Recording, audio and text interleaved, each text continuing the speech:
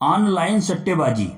यह एक अच्छी खबर है कि ऑनलाइन सट्टेबाजी में लिप्त रहे महादेव सट्टा ऐप के संचालक सौरभ चंद्राकर को दुबई में गिरफ्तार कर लिया गया और शीघ्र उसे भारत लाया जाएगा। लेकिन प्रश्न यह है कि क्या इससे ऑनलाइन सट्टेबाजी पर लगाम लग सकेगी?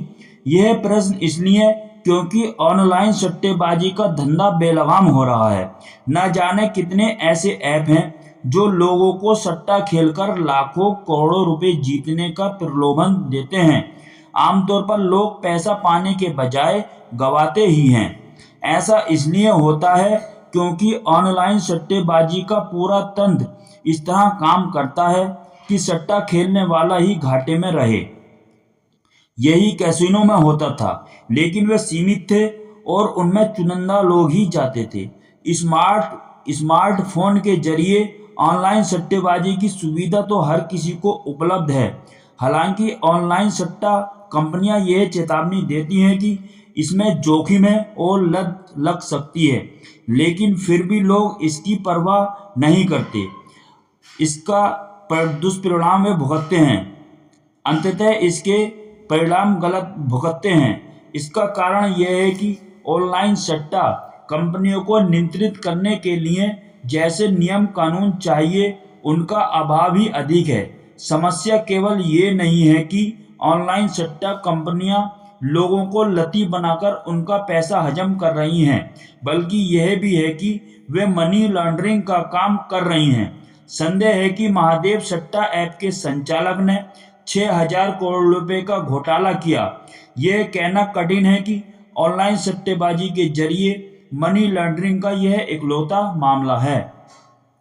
यदि सरकार ऑनलाइन सट्टेबाजी के कारण हो रहे आर्थिक मानसिक नुकसान से वास्तव में चिंतित है तो फिर उसे सक्रियता दिखानी होगी। वह इससे अनभिज्ञ नहीं हो सकती कि ऑनलाइन सट्टेबाजी के कई रूप हैं।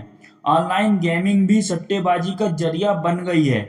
ऐसा इसलिए है क्योंकि ऑनलाइन सट्टेबाजी और गेमिंग को साफ तौर पर परिभाषित नहीं किया गया है। सट्टेबाजी का जरिया बने कुछ ऑनलाइन गेम इसलिए बेरोक टोक खिलाए जा रहे हैं क्योंकि उन्हें कौशल का पर्याप्त मान लिया गया है।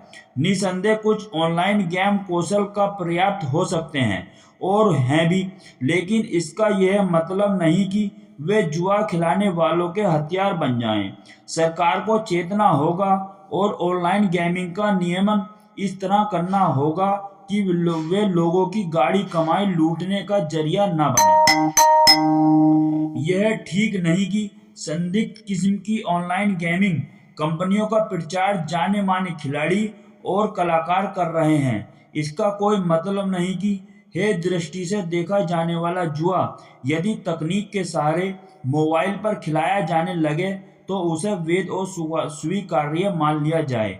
बुराई बुराई होती है, वह चाहे जिस रूप में हो। स्पष्ट है कि इससे संतुष्ट नहीं हुआ जा सकता कि महादेव ऐप संचालक की गिरफ्तारी कर लिया गया है। ऐसे बहुत से और भी सट्टा ऐप हैं जिनकी बारीकी से जांच कर और उन पर एक्शन लिया जाए।